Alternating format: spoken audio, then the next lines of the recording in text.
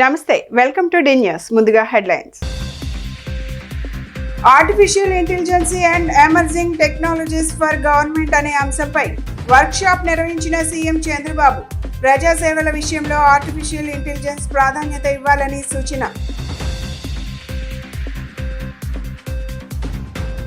YCP ప్రజా ప్రతినిధులతో భేటీ అయిన పార్టీ అధినేత మాజీ ముఖ్యమంత్రి వైఎస్ జగన్.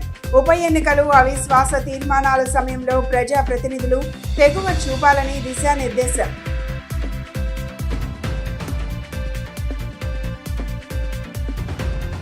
తొమ్మిదవ డివిజన్లో పలు అభివృద్ధి కార్యక్రమాలకు శంకుస్థాపన చేసిన ఎంపీ కేశినేని చిన్ని. నగరాభివృద్ధికి సీఎం చంద్రబాబు కృషి చేస్తున్నారని వెల్లడి. పాలనలో ఆర్టిఫిషియల్ ఇంటెలిజెన్స్ ప్రాధాన్యత ఇస్తూనే ప్రజాసేవల విషయంలో మానవీయ కోణం చూపాలని సీఎం చంద్రబాబు నాయుడు అన్నారు. ఏఐ ఆధారిత స్మార్ట్ వ్యవస్థ ఏర్పాటుతో రియల్ టైం సేవలు అందించవచ్చన్నారు.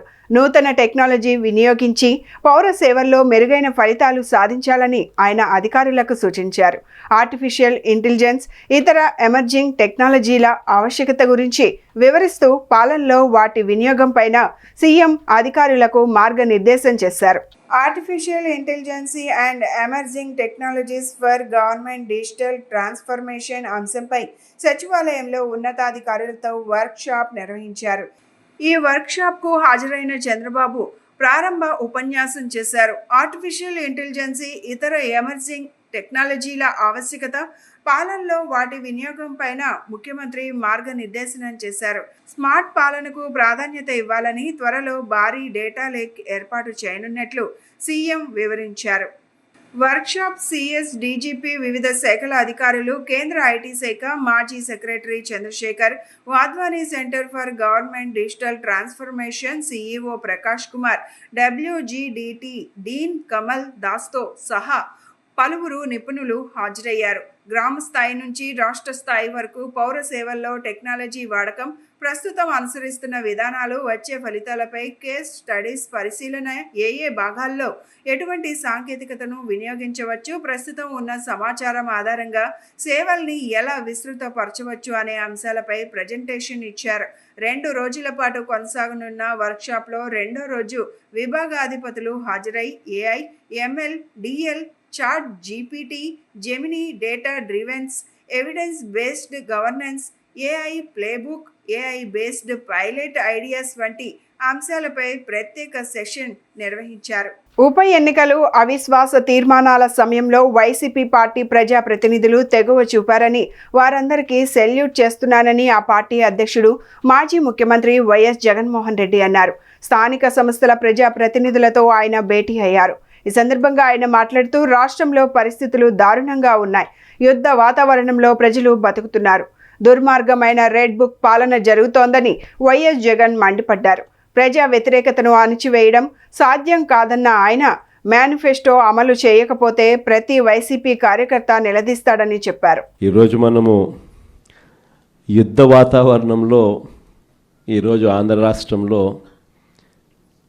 ప్రజలు బ్రతుకుతూ ఉన్న పరిస్థితులు కనిపిస్తూ ఉన్నాయి. ఇలాంటి దుర్మార్గమైన పాలన, రెడ్ బుక్ పాలన బహుశా ఎప్పుడు కూడా ఆంధ్ర రాష్ట్రంలో గతంలో ఎప్పుడు చూసి ఉండదు. అలాంటి పరిస్థితుల మధ్య ప్రజాస్వామ్యాన్ని ఖూనీ చేయడం అంత సులువు కాదు. ప్రజల్లో వ్యతిరేకతను గొంతు పట్టుకొని నలపడం అంత సులభం కాదు. ఇచ్చిన మాటను, మేనిఫెస్టోలో చెప్పిన మాటలను నిలబెట్టుకోకపోతే నీ తోల్ తీస్తాం అని చెప్పగలిగిన సత్తా వైఎస్ఆర్సీపీకి ప్రతి గ్రామం నుంచి ఆ కార్యకర్త లేస్తాడు అని చెప్పి చాటి చెప్పాం. మీ తెగువకు మరొక్కసారి సెల్యూట్ చేస్తూ అడుగులు కార్యక్రమాన్ని ముందుకు తీసుకొని పోతా ఉన్నాం. ఆశ్చర్యం కలిగించే విషయాలు, ఎందుకనంటే ఎక్కడ కూడా ఈ జరిగే ఈ ఎన్నికల్లో తెలుగుదేశం పార్టీకి ఎక్కడ కూడా బలం లేదు. ప్రజలు ఓట్లు వేసిన పరిస్థితుల మధ్య వైఎస్ఆర్ కాంగ్రెస్ పార్టీ జెండా మీద, వైఎస్ఆర్ కాంగ్రెస్ పార్టీ గుర్తు మీద గెలిచిన సభ్యులు ప్రతి చోట చూస్తే అసలు తెలుగుదేశం పార్టీ ఎందుకు పోటీ పెడతా ఉంది అని చెప్పి ఎవరికైనా కూడా ఇట్టే అర్థమవుతుంది. ఇక తిరుపతి రూరల్కి సంబంధించి చంద్రగిరి నియోజకవర్గంలో, అంటే చంద్రబాబు నాయుడు సొంత నియోజకవర్గం, చంద్రబాబు నాయుడు ఇల్లు ఎక్కడుందంటే ఇక్కడే, ఇదే చంద్రగిరి నియోజకవర్గంలోనే చంద్రబాబు నాయుడు ఇల్లు. ఆయన మొట్టమొదటిసారిగా చంద్రబాబు నాయుడు గెలిచిందే ఇక్కడే, మళ్ళీ ఓడిపోయింది కూడా ఇక్కడే. అక్కడ బీసీలు డామినెంట్గా ఉన్న ఆ ఏరియాలో బీసీలకు ఇచ్చి సామాజిక వర్గాన్ని పైకి తీసుకొని రావాలి అని చెప్పి ఎవరైనా చూస్తారు, కానీ అక్కడ బీసీలు ఎక్కువగా ఉన్నారు, వాళ్ళల్లో ఆర్థిక స్థితిగతులు సరిగ్గా ఉండవు. కాబట్టి ఈయనైతే ఆర్థికంగా సౌండ్గా ఉంటాడు, బీసీలను ఎప్పుడూ కూడా తొక్కి పెట్టచ్చు అని చెప్పి అక్కడికి పోయి అక్కడ పాగా వేసినాడు. నిజంగా ఏ తెలుగుదేశం కార్యకర్త కూడా ఇళ్ళకి వెళ్ళి వాళ్ళ గ్రామాలలో వాళ్ళు తిరుగుతూ వాళ్ళ గ్రామాలలో ఉన్న ప్రజల ఇళ్ళకు వెళ్ళి బాగున్నారా మీరు అని పలకరించే ధైర్యం చంద్రబాబు నాయుడు గారికి సంబంధించిన ఏ కార్యకర్తకు లేదు. అమరావతి రాజధాని ముఖద్వారమైన విజయవాడ అభివృద్ధికి ముఖ్యమంత్రి చంద్రబాబు నాయుడు కృషి చేస్తున్నారని విజయవాడ ఎంపీ కేశినేని శివనాథ్ అన్నారు. గత ప్రభుత్వం నిర్లక్ష్యం వల్ల డ్రైనేజీ పనులు, స్టామ్ వాటర్ పనులు మళ్లీ మొదటి నుంచి మొదలు పెట్టాల్సిన పరిస్థితి ఏర్పడిందని ఆరోపణలు గుప్పించారు. తూర్పు నియోజకవర్గం 9వ డివిజన్లో పలు అభివృద్ధి కార్యక్రమాలకు ఎంపీ కేశినేని శివనాథ్, ఎమ్మెల్యే గద్దె రామ్మోహన్ శంకుస్థాపన చేశారు. 1,70,00,000తో ప్రగతి నగర్, పకీర్గూడెంలో బీటీ రోడ్లు, side drain, outfall drain, water pipe line పనులకు శంకుస్థాపన చేయడం జరిగింది.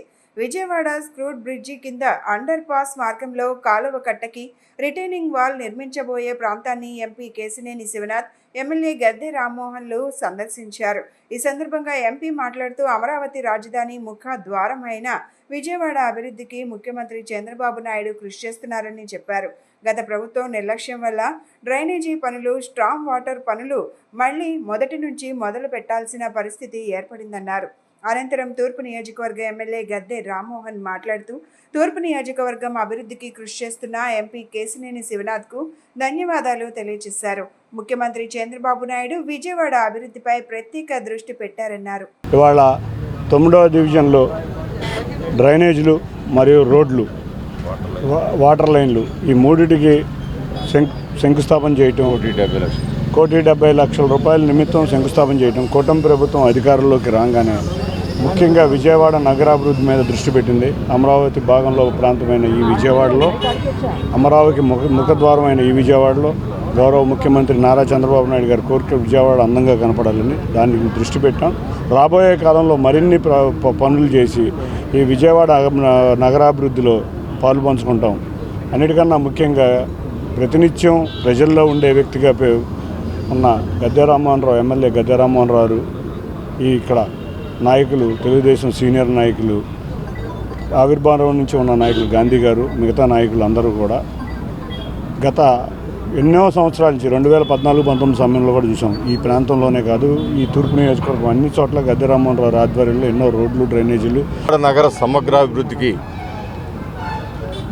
పార్లమెంట్ సభ్యులుగా కేశినేని చిన్ని గారు అత్యధిక ప్రాధాన్యత ఇచ్చి తనకున్న అవకాశాలన్నీ కూడా ఈ ప్రాంత అభివృద్ధికి కృషి చేస్తున్నందుకు మీ ద్వారా ఆయనకు మనస్ఫూర్తిగా కృతజ్ఞతలు తెలియజేస్తూ, నారా చంద్రబాబు నాయుడు గారు విజయవాడ నగరం మీద ప్రత్యేకమైన శ్రద్ధ పెట్టారు. విజయవాడ నగరం అంటే ఆయన విభజించిన రాష్ట్రంలో ఆంధ్ర రాష్ట్రానికి ఆయన మొట్టమొదటి శాసనసభ సమావేశాలు 2014లో విజయవాడ నగరం ఆంధ్ర రాష్ట్రానికి నూతన రాజధానిని ఎంతో గర్వంగా అనౌన్స్ చేశారు. గ్రామాలు స్వయం ప్రతిపత్తి గల వ్యవస్థలుగా ఏర్పడాలని గాంధీజీ చెప్పేవారని, తాను నగరాల్లో ఉన్న పల్లెల్లో ఉండాలనే కోరిక ఉండేదని డిప్యూటీ సీఎం పవన్ కళ్యాణ్ అన్నారు. పల్లెల అభివృద్ధి ఎంతో కీలకమని తన అభిప్రాయాన్ని వ్యక్తం చేశారు. పంచాయతీలకు ఇచ్చిన నిధులు వాటికే ఖర్చు చేయాలని చెప్పానని, అలాగే అమలు చేస్తున్నారని చెప్పారు. జాతీయ పంచాయతీరాజ్ దినోత్సవ సభ అమరావతిలోని సీకే కన్వెన్షన్ హాల్లో జరిగింది. ఈ కార్యక్రమానికి డిప్యూటీ సీఎం, పట్టణాభివృద్ధి శాఖ మంత్రి పవన్ కళ్యాణ్ హాజరయ్యారు. ఈ సందర్భంగా గ్రామీణాభివృద్ధిని చూపిస్తూ ఏర్పాటు చేసిన ప్రదర్శనను తిలకరించారు. గ్రామాల్లో రోడ్లు, మంచినీరు, మౌలిక వసతుల కల్పన వంటి పురోగతిని పవన్కు అధికారులు వివరించారు. అనంతరం పవన్ కళ్యాణ్ మాట్లాడుతూ కూటమి ప్రభుత్వం ఏర్పాటైన సందర్భంగా తాను పంచాయతీరాజ్ శాఖను ఇష్టంగా ఎంచుకున్నానని చెప్పారు. పల్లెల అభివృద్ధి ఎంతో కీలకమని తన అభిప్రాయం వ్యక్తం చేశారు. పంచాయతీలకు ఇచ్చిన నిధులు వాటికే ఖర్చు చేయాలని చెప్పానని, అలాగే అమలు చేస్తున్నారన్నారు. ఈ విషయంలో తనకు సహాయ సహకారాలు అందిస్తున్న శశిభూషణ్, కృష్ణతేజ, ఇతర అధికారులకు ధన్యవాదాలు తెలిపారు. నేడు గ్రామాల్లో రోడ్లు, నీరు, ఇతర మౌలిక వసతులు కల్పించడంలో కీలక పాత్ర వారిదేనన్నారు. నేషనల్ పంచాయతీ దినోత్సవం సందర్భంగా ఇక్కడికి వచ్చిన విశిష్ట అతిథులకి, ఇక్కడికి వచ్చేసిన సర్పంచ్లకి, ఎంపీటీసీలకి, ఎంపీపీలకి, జెడ్పీటీసీలకి, వేదిక పైన ఆసీనులైన chairman of Swachh Andhra Pradesh corporation limited Kumareddy Pattabhiram గారికి, chairperson ZP Kattera Henry Christina గారికి, principal secretary to government PR and RD Shashibhushan Kumar గారికి, శ్రీ ముత్యాల రాజ్ గారికి, commissioner AP state institute of rural development and panchayat Raj, VR Krishnateja గారికి, commissioner panchayat Raj rural development, S Nagalakshmi గారికి, డిస్ట్రిక్ట్ కలెక్టర్ గుంటూరు, అనిల్ కుమార్ రెడ్డి గారికి, managing director AP Swachh Andhra corporation, doctor Vinod Kumar, district collector Anantapur, TS Chetan గారు, district collector Satyasai, YVK Shanmukh Kumar, IFS director MNREGA, B Balu Naik గారికి, engineering chief PR engineering department, T Gayatridevi గారికి, engineering chief rural water supply and sanitation, G Srikanth గారికి, director society for social audit and accountability and transparency, Chilakalapudi Paparao గారికి, sarpanch association, Babu Rajendra Prasad గారికి, chairman Panchayat Raj member, అందరికీ నా హృదయపూర్వక నమస్కారాలు. ఈ జాతీయ పంచాయతీ దినోత్సవం సందర్భంగా కొత్త ప్రభుత్వం ఏర్పాటైన సందర్భంలో నేను పంచాయతీ శాఖ బాధ్యత తీసుకున్నప్పుడు నేను ఇది చాలా ఇష్టంగా ఎంచుకున్నాను. ఇది అందరూ రకరకాలుగా ఊహించుకున్నారేమో కానీ నేను మటుకు గ్రామాలు భారతదేశానికి, మన దేశానికి పట్టుకొమ్మలు. ఎస్వి రాజశేఖర్ బాబు ఎన్టీఆర్ జిల్లా పోలీస్ కమిషనర్గా బాధ్యతలు స్వీకరించినప్పటి నుండి రాష్ట్ర డీజీపీ హరీష్ కుమార్ గుప్తా నేతృత్వంలో సాంకేతిక పరిజ్ఞానాన్ని ఆయుధంగా చేసుకుని ఎన్టీఆర్ పోలీస్ కమిషనరేట్ను సాంకేతిక పరిజ్ఞానంలో దేశానికే తలమానికంగా నిలబెట్టాలనే ధ్యేయంతో స్మార్ట్గా వ్యవహరిస్తూ టెక్నాలజీని ఉపయోగిస్తూ పలు అద్భుతమైన కార్యక్రమాలు చేపట్టడం జరిగింది. ఈ నేపథ్యంలో గుర్తు తెలియని వాహనాలు ఢీకొని మరణించిన లేదా శాశ్వత అంగవైకల్యం పొందిన వారికి సుప్రీంకోర్టు తీర్పు మేరకు మరణించిన వారి కుటుంబాలకు 2 లక్షలు మరియు శాశ్వత అంగవైకల్యం పొందిన వారికి 50,000 రూపాయలను కేంద్ర ప్రభుత్వం వారు నష్టపరిహారంగా అందించడం జరుగుతుందని తెలుసుకుని ఎన్టీఆర్ జిల్లా నగర పోలీస్ కమిషనరేట్ పరిధిలో రోడ్డు ప్రమాద బాధితులను ఆర్థికంగా ఆదుకొని న్యాయం చేయాలని సహృదయంతో రోడ్డు ప్రమాద కేసుల ఛేదనకై మరియు కేంద్ర ప్రభుత్వం నుండి నష్టపరిహారం అందించడానికి కావాల్సిన అన్ని పత్రాలను సేకరించడానికి డీసీపీ కృష్ణమూర్తి నాయుడు నేతృత్వంలో ఒక ప్రత్యేక బృందాన్ని ఏర్పాటు చేశారు. 1/4/2022 నుండి ఇప్పటి వరకు ఎన్టీఆర్ జిల్లా నగర పోలీస్ కమిషనరేట్ పరిధిలో 253 రోడ్డు ప్రమాద కేసులు నమోదయ్యాయన్నారు. బాధితులకు కేంద్ర ప్రభుత్వం వారు అందించే నష్టపరిహారం కోసం చేయవలసిన అప్లికేషన్కు సుప్రీంకోర్టు సూచనల మేరకు 1-4 ఫారంలలో కావాల్సిన అన్ని వివరాలను జనరల్ ఇన్సూరెన్స్, డిప్యూటీ కలెక్టరేట్ కార్యాలయం మరియు కలెక్టరేట్ మొదలగు శాఖలను సమన్వయం చేసుకుంటూ కావాల్సిన పత్రాలను సమకూర్చుకొని పూర్తి వివరాలతో కూడిన ఫారాలను కలెక్టర్కి పంపడం జరుగుతుంది. కలెక్టర్ సంబంధిత క్లెయిమ్ అధికారులకు పంపి బాధితులకు నష్టపరిహారం అందేలాగా చేస్తారు.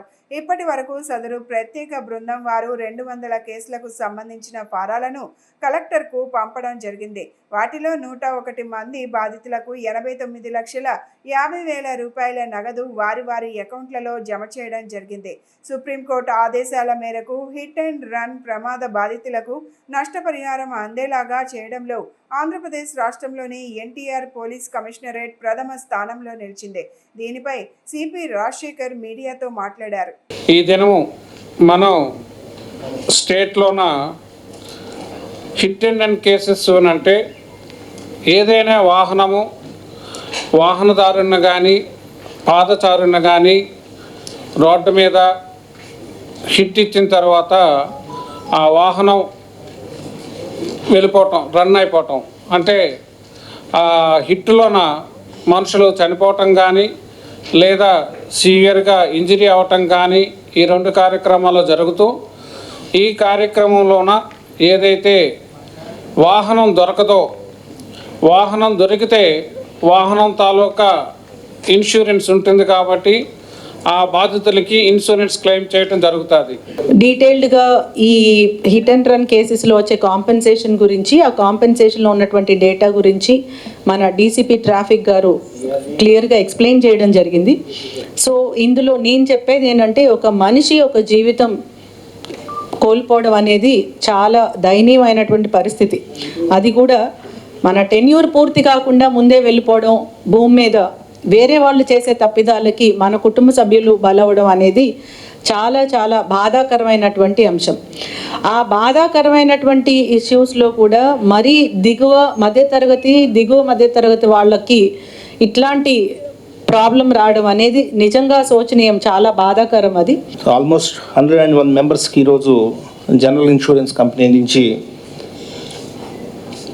కాంపన్సేషన్ రావడం చాలా సంతోషం. ఎందుకంటే ఇది మనం గత 5-6 మంత్స్ నుంచి ఈ కార్యక్రమాన్ని స్టార్ట్ చేసాం.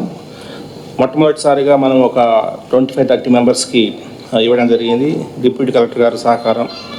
ఎందుకంటే ఒక ప్రాసెస్ ఉంది, ఆ ప్రాసెస్ని మనము ఇనిషియేట్ చేసి వీళ్ళకి ఈ హిట్ అండ్ రన్ కేసెస్లో ఉన్న విక్టిమ్స్ ఎవరైతే ఉన్నారో వీళ్ళకి సాంత్వన చేకూర్చాలనే ఉద్దేశంతో ఈ బృహత్ ప్రణాళికను రూపొందించి చాలా కష్టపడి ఇది మనము ఈ కార్యక్రమాన్ని చేపడుతున్నాం.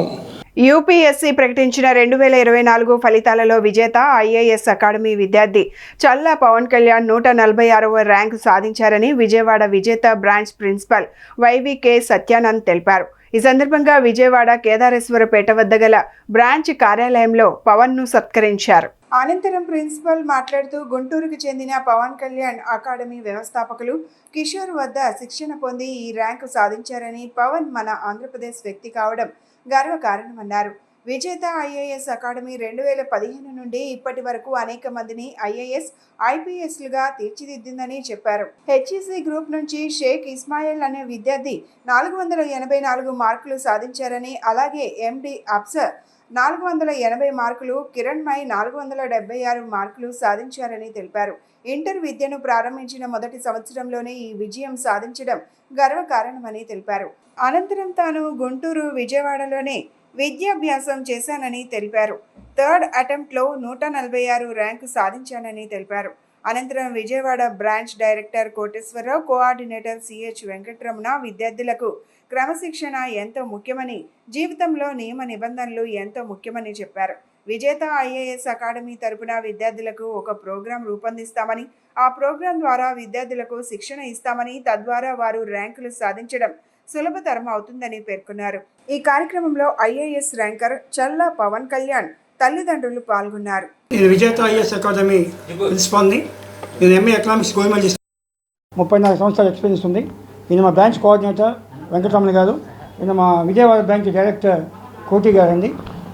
విజేత ఐఏఎస్ అకాడమీ 2015లో మా ఫౌండర్ చైర్మన్ ఎన్పి కిషోర్ గారు భీమవరం చెందినటువంటి ఆయన న్యూఢిల్లీలో స్టార్ట్ చేయడం జరిగిందండి. 2015 నుంచి ఇప్పుడు దాకా ఎంతోమందిని ఐఏఎస్ గాను, ఐపీఎస్ గాను తీర్చిదిద్ది ఆయన ఎన్నో ర్యాంకులు ఇచ్చేటువంటి విద్యాసంస్థ, ఏకైక విద్యాసంస్థ మన విజేత ఐఏఎస్ అకాడమీ అండి. 2024 సివిల్ సర్వీస్ ఫలితాల్లో 144వ ర్యాంకు తీసుకొచ్చి మన తెలుగు జాతిని గౌరవించదగ్గటువంటి వ్యక్తి మా పవన్ కళ్యాణ్ అండి. ఆ బాబు మన విజేత ఐఏఎస్ అకాడమీ ఢిల్లీ బ్రాంచ్ నుంచి ఆల్ ఇండియా ర్యాంక్ సాధించారు. మా కేవలం ఐఏఎస్ అనే కాకుండా మన 2024-25 విద్యా సంవత్సరానికి సంబంధించి ఇంటర్మీడియట్ బోర్డు ప్రకటించిన ఫస్ట్ ఇయర్ ఇంటర్మీడియట్ ఎగ్జామినేషన్లో హెచ్ఈసీ గ్రూప్ నందు 484 అండి ర్యాంక్ సాధించాము. పేరు పవన్ కళ్యాణ్ అండి. రీసెంట్గా రిలీజ్ అయిన సివిల్ సర్వీసెస్ ఫలితాలు నాకు ఆల్ ఇండియా ర్యాంక్ 146 వచ్చిందండి. సో మాది గుంటూరు అండి. సో నా స్కూలింగ్ అంతా గుంటూరు అండ్ విజయవాడ నుంచి చేశాను. తర్వాత నేను బీటెక్ ఎన్ఐటి ట్రిచి నుంచి చేశాను. బీటెక్ అయిపోయిన తర్వాత నుంచి సివిల్ సర్వీసెస్కి ప్రిపేర్ అవుతున్నాను. అట్లా లాస్ట్ 4 years నుంచి ఇది నా 3rd అటెంప్ట్ అండి.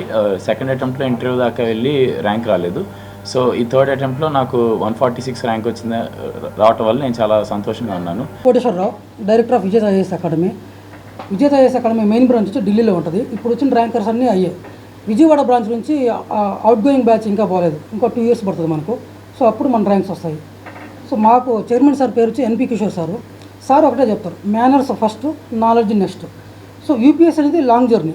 సో అందుకని ప్రతి ఆస్పిరెంట్కి డిసిప్లిన్ ఉండాలి, కమిట్మెంట్ ఉండాలి, హార్డ్ వర్క్ ఉండాలి. సో దీనికోసం మనం ఏం చేస్తామంటే ఉదయాన్నే వాళ్ళు ఎప్పుడైతే స్టూడెంట్స్ మన కాలేజీలో జాయిన్ అవుతారో మన ఇన్స్టిట్యూట్కి, వాళ్ళకి కొంత టైం పీరియడ్ ఇస్తాం. అంటే వాళ్ళ మైండ్ సెట్ యూపీఎస్సీ మైండ్ సెట్కి సెట్ అవ్వాలి. సో సెట్ అవ్వడానికి మేము ఏం చేస్తామంటే కొంత టైం ఇచ్చి ఎర్లీ మార్నింగ్ రొటీన్స్ మేము రెడీ చేపిస్తాము. మార్నింగ్ 4 o'clockకి మా ఫ్యాకల్టీ లేచి మోటివేషన్ మెసేజ్ పెడతారు. విజేత IAS academy Vijayawada branch coordinator నేను. సో పేరెంట్స్ కానీ పిల్లలు కానీ విజేత మీద మా అబ్బాయి సివిల్ సర్వీసెస్లో కానీ ఏదో మంచి గవర్నమెంట్ జాబ్లో సెటిల్ వాళ్ళని కోరికతో ఇక్కడికి వస్తారు. వాళ్ళు ఆశతో వస్తారు.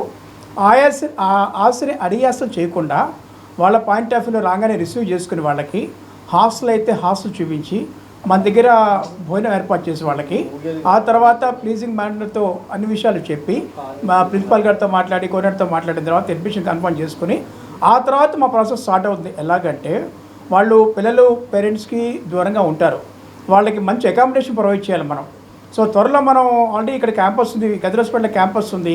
గుర్రం వెంకట నరసయ్య జ్ఞాపకార్థంగా ఊర్వశి సెంటర్ వద్ద ఆయన తనయుడు గుర్రం ఏడుకొండలు ఆధ్వర్యంలో చలివేంద్రం ఏర్పాటు చేశారు. ఈ చలివేంద్రాన్ని సిపిఐ నాయకులు నక్కా వీరభద్రరావు ప్రారంభించారు. వేసవి కాలంలో బడుగు బలహీన వర్గ ప్రజలు బాటసారులు ఎదుర్కొనే దాహార్దిని తీర్చేందుకు ఈ చలివేంద్రం ఉపయోగపడుతుందని ఆయన తెలిపారు. ఇటువంటి సేవా కార్యక్రమాలు సమాజానికి ఉపయోగపడే విధంగా ఉండటంతో ఎప్పుడూ శ్లాఘనీయం అని అభిప్రాయపడ్డారు.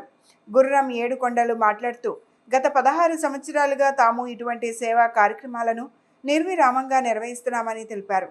దానిలో భాగంగానే ఈ ఏడాది ఈ చలివేంద్రాన్ని ఏర్పాటు చేశామని వివరించారు.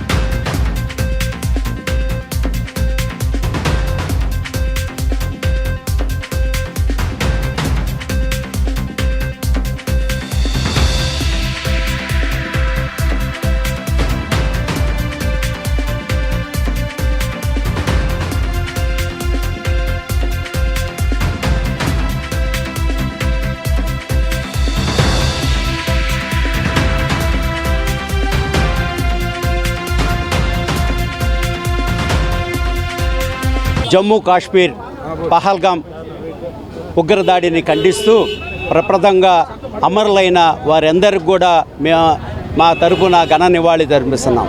దాంట్లో మన తెలుగువారైన కావలికి చెందిన మధుసూదన్ గారు, అలానే విశాఖపట్నం వాసి అయిన మన చంద్రమౌళి గారు కూడా చనిపోయారు. వారు కూడా వారి కుటుంబానికి మా ప్రగాఢమైన సానుభూతి. ఎందుకంటే ఈరోజు దేశంలో అరాచకత్వం, ఉగ్రవాది దాడి పెరుగుతుంది. ఆ నేపథ్యంలో ఇలా జరగటం చాలా దురదృష్టకరం. అందులో భాగంగా ఈరోజు ఇక్కడ మన కీర్తిశేషులు గుర్రం వెంకట నరసయ్య గారి జ్ఞాపకార్థం వారి కుమారులైన గుర్రం ఏడుకొండల గారు, దుర్గారావు గారు, వీర్రాజు గారు, వాళ్ళ మనవడైన జమలయ్య గారు ఈ యొక్క చలివేంద్రాన్ని గత 16 ఏళ్ల నుండి కంటిన్యూగా పెడుతున్నారు. ముఖ్యంగా వాళ్ళ యొక్క ఉద్దేశం ఏంటంటే ఈరోజు ఎండలో తీవ్రత పెరుగుతున్న కారణంగా ప్రతిరోజు ఇక్కడ చాలామంది ఈ సినిమా హాల్స్కి వచ్చిన, మార్కెట్కి వచ్చిన పాదసారులకి దాహార్తి తీర్చాలని, అలానే స్వచ్ఛమైన నీరు అందించాలని ఉదయం 8 గంటల నుండి రాత్రి 8 గంటల వరకు కంటిన్యూగా ఇస్తున్నందుకు వారిని, వారి కుటుంబ సభ్యులని అందరినీ కూడా మేము అభినందిస్తున్నాము. ఈ అవకాశం ఇచ్చిన మీ అందరికీ కూడా పేరు పేరున ధన్యవాదాలు తెలుపుతున్నాను. ఇది మా గుర్రం వెంకట నరసయ్య గారు మా తాతగారండి. 15 సంవత్సరాల నుంచి కంటిన్యూషన్గా ప్రతి సంవత్సరం ఎండాకాలంలో ఇస్తున్నాము. ఇది ఇవ్వటం వల్ల మాకు ఒక ఆనందంగా ఉంది, జనాలకి సర్వీస్ చేసినట్టు కూడా ఉంది. చిన్న ప్రతి ఒక్కరికి పేరు పెట్టిన ధన్యవాదాలు చెప్పుకుంటాం. ఈరోజు ఏం కార్యక్రమం చేసే చెప్పండి. మజ్జిగ, తుండులు, మన కార్పొరేషన్ చీరలు పంచామండి డ్వాక్రా మహిళలకు అందరికీ. NRI medical college dean vice principal వేధింపుల వల్లే తమ కుమారుడు శ్రీరం దత్త ప్రణీత్ ఆత్మహత్యకు పాల్పడ్డాడని తల్లిదండ్రులు రాజేశ్వరరావు, ఉమాదేవి ఆరోపించారు. కాలేజీ యాజమాన్యానికి ప్రజాప్రతినిధులు, పారిశ్రామికవేత్తల అండదండలు ఉన్నాయని, అందుకే పోలీసులు కేసును నీరుగార్చే ప్రయత్నాలు చేశారని వెల్లడించారు. తమ కుమారుని ఆత్మహత్యకు కారకులైన వారిని శిక్షించాలని కోరారు. విశాఖపట్నంలో మెడికల్ కాలేజ్ విద్యార్థి శ్రీరం ప్రణీత్ ఆత్మహత్య ఘటనపై విద్యార్థి తల్లిదండ్రులు సంచలన ఆరోపణలు చేశారు. ఈ విషయమై వన్ టౌన్ బ్రాహ్మణ వీధిలోని వారి స్వగృహంలో ఏర్పాటు చేసిన మీడియా సమావేశంలో వారు మాట్లాడుతూ, వైజాగ్ మెడికల్ కాలేజీలో MBBS 4వ సంవత్సరం చదువుతున్న తమ కుమారుడు శ్రీరం దత్త ప్రణీత్ మృతి విషయంలో అనేక అనుమానాలు ఉన్నాయన్నారు.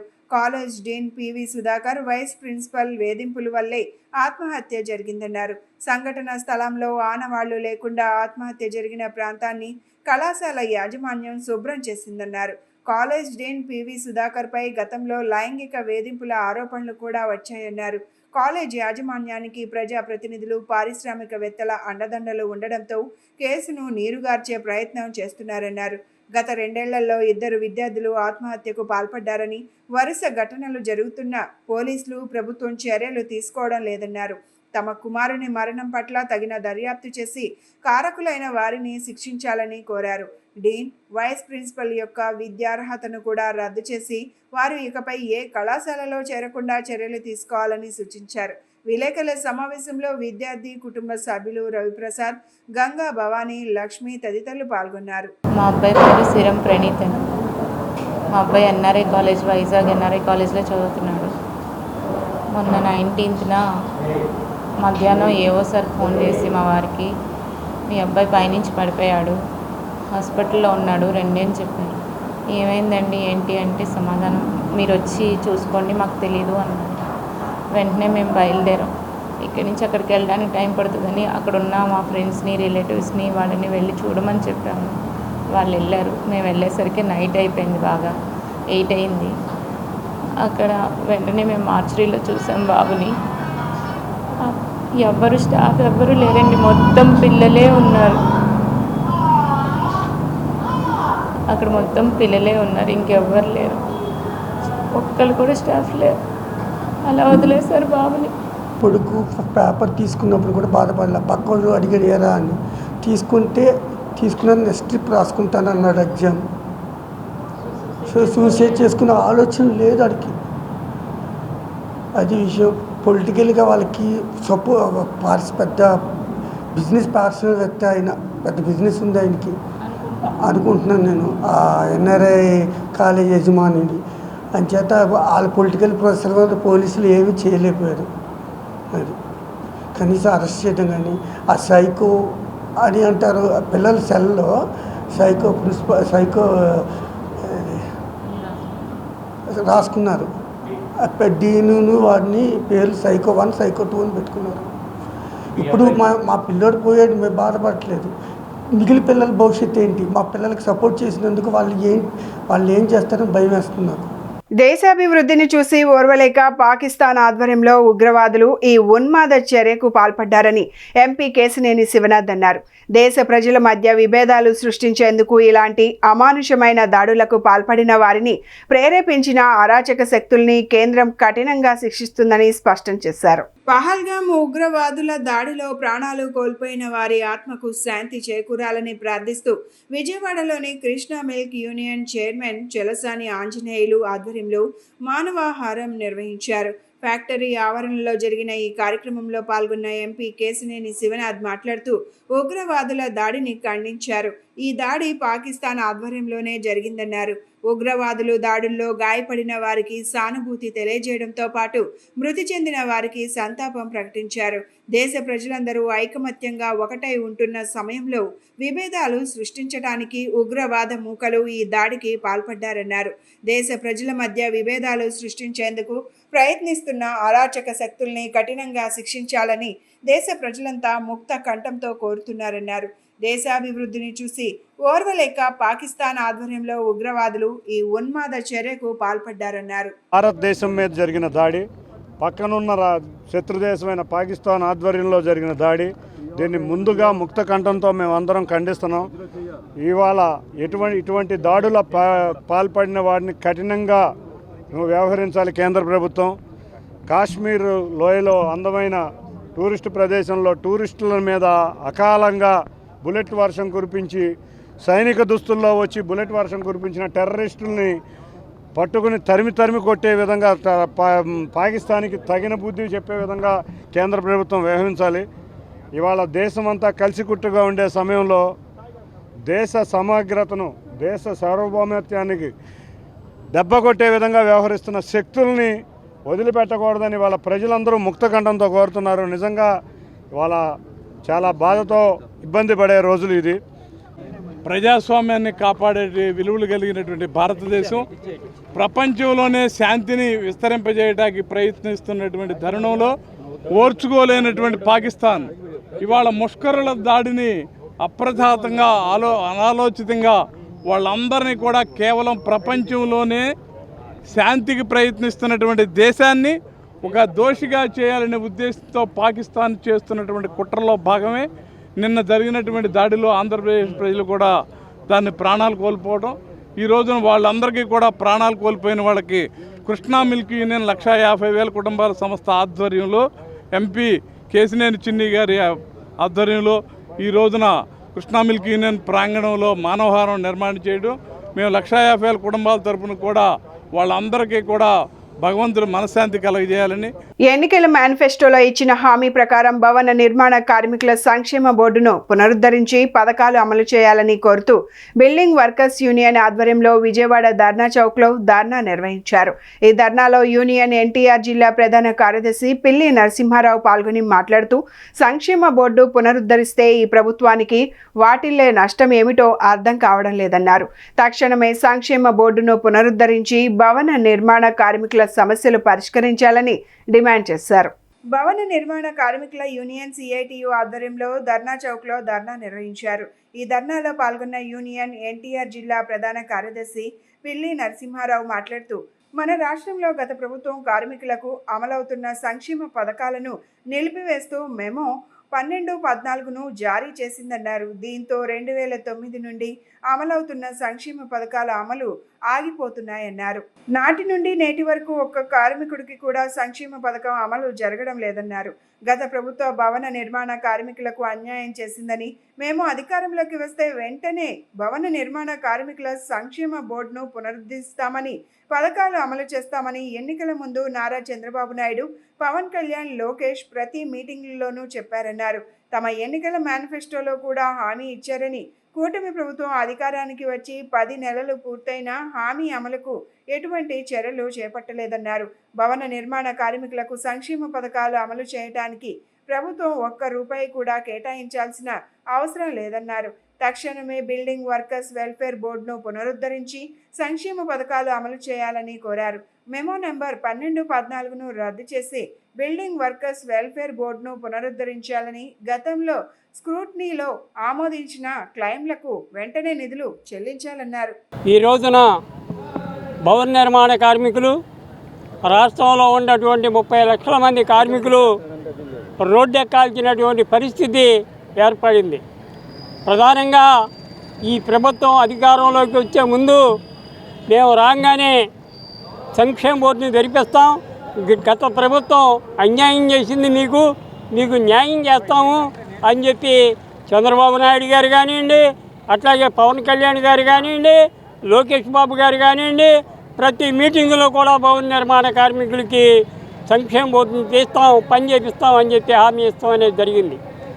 హామీనే కాదు, ఎన్నికల మేనిఫెస్టోలో కూడా సంక్షేమ బోర్డుని అమలు చేస్తామని చెప్పి పెట్టుకోవడం అనేది జరిగింది వాళ్ళు.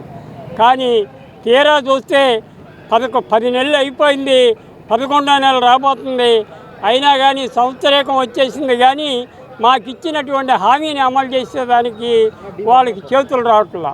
దీంట్లో ప్రధానంగా గుర్తుంచుకోవాల్సింది సోదరులారా, ఈ రోజున గవర్నమెంట్ ₹1 కూడా మనకి ఇవ్వాల్సినటువంటి అవసరం లేదు. మేము చెమటోడ్చి భవన నిర్మాణ కార్మికులు కష్టపడి నెలకు రూపాయి కాడికి 30 లక్షల మంది అనేక విధాలుగా పనిచేసుకుంటూ ఇబ్బందులు పడుతూ కూడా మేము దాచుకోవడం అనేది జరిగింది. ఆ దాచుకున్నటువంటి డబ్బుని ఇవాళ దాదాపు వేలాది కోట్ల రూపాయలు మా డబ్బు ఉంది. మా డబ్బు నుంచే సంక్షేమ బోర్డుని అమలు చేయాలి కానీ గవర్నమెంట్ నుంచి మేము ఒక్క రూపాయి కూడా అడుగుతున్నాం. ఈ స్థితిలో చంద్రబాబు నాయుడు గారు మరి మాకు ఆ చట్టాన్ని అమలు చేస్తానని చెప్పి ఇంతవరకు చేయలే. దయచేసి చట్టాన్ని అమలు చేయాలని చెప్పి సంక్షేమ బోర్డుని జరిపిస్తారని చెప్పి 12-14 జీవోను రద్దు చేయాలని చెప్పి ఇవాళ ప్రధానంగా రాష్ట్ర వ్యాప్తంగా నిర్మాణ కార్మికులు డిమాండ్ చేస్తున్నారు. తమ సమస్యల పరిష్కారం కోరుతూ Andhra Pradesh mid level health providers community health officers association APMCA ఆధ్వర్యంలో విజయవాడ ధర్నా చౌక్లో మహా ధర్నా నిర్వహించారు. రాష్ట్ర నలుమూలల నుంచి ఈ ధర్నాకు సిహెచ్ఓలు హాజరై తమ సమస్యలు పరిష్కరించకుంటే ఆందోళన మరింత తీవ్రతరం చేస్తామంటూ నినాదించారు. సమస్యలను తెలుపుతూ ప్లకార్డులను ప్రదర్శించారు. ఈ ధర్నాకు ఏపీ ఎన్జీఓస్ నాయకులు పలువురు పాల్గొని మద్దతు తెలిపారు. Andhra Pradesh mid level health providers community health officers association ఆధ్వర్యంలో వందలాది మంది సిహెచ్ఓలతో విజయవాడ ధర్నా చౌక్లో మహా ధర్నా నిర్వహించారు. ఈ ధర్నాలో పాల్గొన్న అసోసియేషన్ రాష్ట్ర అధ్యక్ష ప్రధాన కార్యదర్శులు నిరంజన్ బి సందీప్ కుమార్ మాట్లాడుతూ వైద్య ఆరోగ్య శాఖలోని ఎన్హెచ్ఎం కింద సిహెచ్ఓలుగా పనిచేస్తున్న గత 2 సంవత్సరాలుగా జీత భత్యాల విషయంలో ఎన్నో సమస్యలను ఎదుర్కొంటున్నామన్నారు. వైద్య ఆరోగ్య శాఖలోని ఎన్హెచ్ఎం కింద సిహెచ్ఓలుగా పనిచేస్తున్న గత 2 సంవత్సరాలుగా జీత భత్యాల విషయంలో ఎన్నో సమస్యలను ఎదుర్కొంటున్నామని, దీనికి సంబంధించి మాకు న్యాయమైన డిమాండ్లు సాధన కోసం చేపట్టిన శాంతియుతమైన నిరసన కార్యక్రమంలో రాష్ట్ర వ్యాప్తంగా సిహెచ్ఓలు తరలివచ్చారన్నారు. 6 సంవత్సరాలు దాటిన సిహెచ్ఓలను క్రమబద్ధీకరించాలని, ఎన్హెచ్ఎంలోని ఇతర ఉద్యోగులతో సమానంగా 23% ఇంక్రిమెంట్ ఇవ్వాలి, ప్రతి నెల శాలరీతో పాటు ఇన్సెంటివ్ ఇవ్వాలన్నారు. ప్రతి సంవత్సరం 5% ఇంక్రిమెంట్ ఇవ్వాలి, ఆర్థికమైన మరియు ఆర్థికేతర సమస్యలను తీర్చే విధంగా హామీ ఇవ్వాలని, ఈ డిమాండ్లను తీర్చే వరకు మేము శాంతియుతమైన నిరసనలు కొనసాగిస్తామని చెప్పారు. ముఖ్యమంత్రి చంద్రబాబు నాయుడు వెంటనే తమ సమస్యలపై దృష్టి సారించాలని కోరారు. మేము ఈరోజు ఇక్కడ గుమ్మిగూడ ఉన్నటువంటి వేల మంది కమ్యూనిటీ హెల్త్ ఆఫీసర్స్, మేమందరం కమ్యూనిటీ హెల్త్ ఆఫీసర్స్, మేమందరం విలేజ్ హెల్త్ క్లినిక్ లేదా ఆయుష్మాన్ ఆరోగ్య మందిరని ప్రతి ఒక్క పంచాయతీ పరిధిలో ఉన్నటువంటి మినీ విలేజ్ క్లినిక్లో పనిచేస్తాము. మేము గత 6 సంవత్సరాలుగా కంప్లీట్ సక్సెస్ఫుల్గా ఆరోగ్య సేవలు అందించాము. ఈ రోజున ఇన్ని వేల మంది ఇంతవరకు వచ్చి ఒక ప్రభుత్వానికి మా సమస్యలు చెప్పుకునే ప్రయత్నం చేస్తూ ఉన్నాము. అందులో మొదటిది ఏంటి అంటే ఆయుష్మాన్ ఆరోగ్య మందిర్ గైడ్లైన్స్ ప్రకారము 6 సంవత్సరాలు ఈ యొక్క క్యాడర్లో పనిచేసినటువంటి కమ్యూనిటీ హెల్త్ ఆఫీసర్స్ను రెగ్యులర్ చేయాలి. దీనికి సంబంధించి ఎన్హెచ్ఎం సంబంధంగా సెంట్రల్ గవర్నమెంట్ స్టేట్ గవర్నమెంట్కు ఆర్డర్స్ ఇవ్వడం జరిగింది. వీళ్ళని రెగ్యులర్ చేసుకోండి, కావాల్సినటువంటి గైడ్లైన్స్ మేము ఇస్తాము, టెక్నికల్ అసిస్టెన్స్ ఇస్తాము, ఫినాన్స్ అసిస్టెన్స్ ఇస్తామని చెప్పడం జరిగింది. కానీ వీళ్ళు అడిగినప్పుడు మీరు కేవలం ఎన్హెచ్ఎం ఉద్యోగస్తులు మీకు అవ్వదు అన్నట్లు మాట్లాడుతూ ఉన్నారు.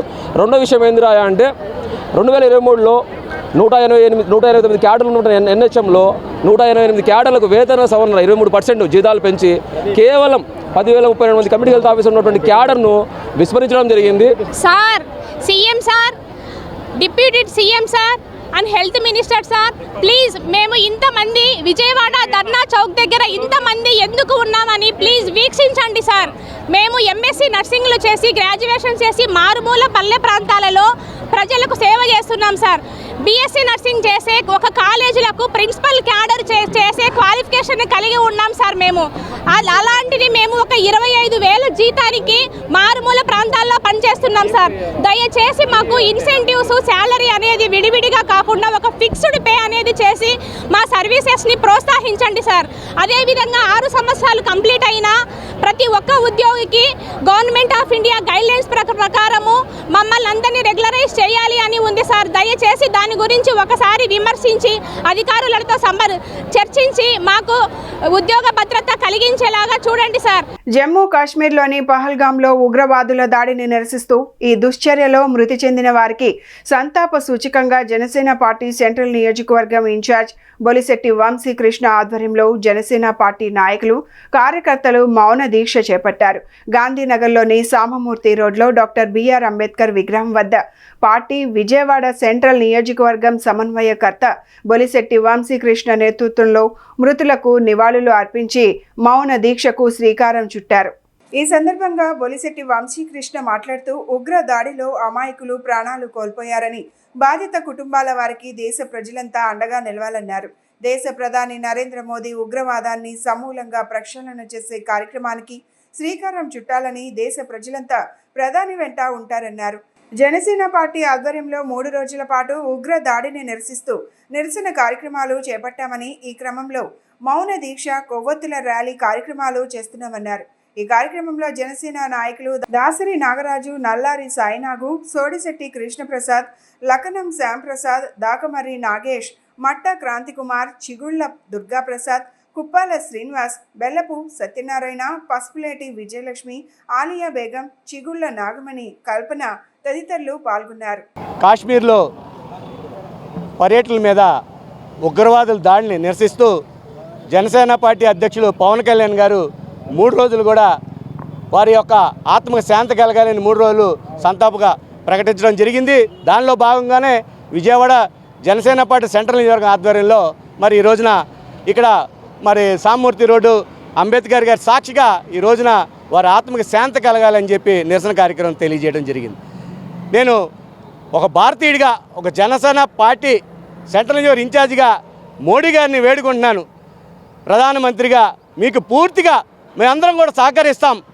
ఈ యొక్క తీవ్రవాదుల్ని, ఉగ్రవాదుల్ని ఎవరైతే కుటుంబ సమక్షంలో మరి భార్య సమక్షంలో భర్తను చంపారో ఆ కుటుంబ సాక్ష్యంగా ఎవరైతే ఈ హంతకులు, ఈ దుర్మార్గులు, ఈ తీవ్రవాదులు ఉన్నారో వారిని పట్టుకొని వారి కుటుంబ సభ్యుల్ని తీసుకొచ్చి ఎక్కడైతే ఈ యొక్క అక్రమంగా ఈ దురాగతం జరిగిందో అక్కడే వారిని కూడా వారి కళ్ళ ముందు చంపితే మరి కుటుంబ సభ్యుల ముందు ఆ ఇంటి పెద్దను చంపితే ఎంత బాధ ఉంటుందో ఆ కుటుంబాన్ని తెలియజేసి అప్పుడు కానీ ఈ ఉగ్రవాదానికి అంతం అవ్వదని చెప్పేసి నేను ఈ యొక్క మోడీ గారికి తెలియజేస్తూ ఈ ఉగ్రవాదాన్ని అణిచివేసే వరకు కూడా మేమందరం కూడా నిరంతరం మీకు పూర్తిగా ప్రధానమంత్రి గారికి సపోర్ట్గా ఉంటామని చెప్పి కూడా తెలియజేస్తూ రేపు అలాగే ఈరోజు సాయంత్రం కూడా మరి బీఆర్పిఎస్ రోడ్లో మరి వారి ఆత్మశాంతి చిహ్నంగా కొవ్వొత్తు ర్యాలీని ఏర్పాటు చేయడం జరిగింది. దానికి కూడా మరి ప్రజలు కూడా వచ్చి వారి ఆత్మశాంతికి కలగాలని చెప్పి మద్దతు తెలియజేయాలని కూడా కోరుకుంటున్నాను. బులెటిన్ ముగించే ముందు హెడ్లైన్స్ మరొకసారి. Artificial intelligence and emerging technologies for government అనే అంశంపై వర్క్షాప్ నిర్వహించిన సీఎం చంద్రబాబు. ప్రజాసేవల విషయంలో ఆర్టిఫిషియల్ ఇంటెలిజెన్స్ ప్రాధాన్యత ఇవ్వాలని సూచన. వైసీపీ ప్రజా ప్రతినిధులతో భేటీ అయిన పార్టీ అధినేత మాజీ ముఖ్యమంత్రి వైఎస్ జగన్. ఉప ఎన్నికలు, అవిశ్వాస తీర్మానాల సమయంలో ప్రజా ప్రతినిధులు తెగువ చూపాలని దిశానిర్దేశం.